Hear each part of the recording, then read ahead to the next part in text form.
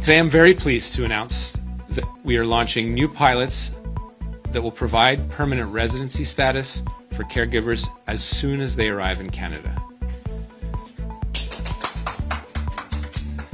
The biggest change coming in these new pilots will be providing a one-step immigration process.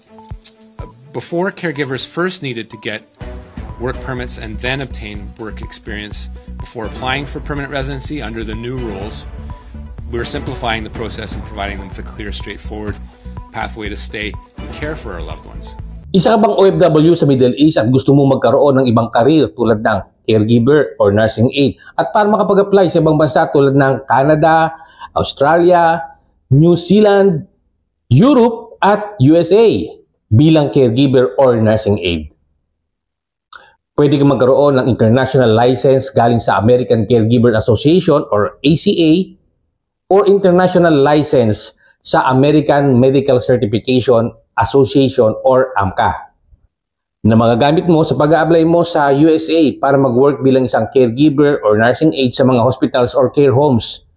Kung interesado ka mag-enroll at para sa iba pang mga details, mag-message ka lang sa baba ng video na ito ng I want to be a caregiver or I want to be a certified nursing assistant para matulungan kita kung ano ang una mong gagawin. Limited lang ang slot per batch na pwedeng mag-aral, kaya dapat ay mag-take action ka na agad. See you on my next videos.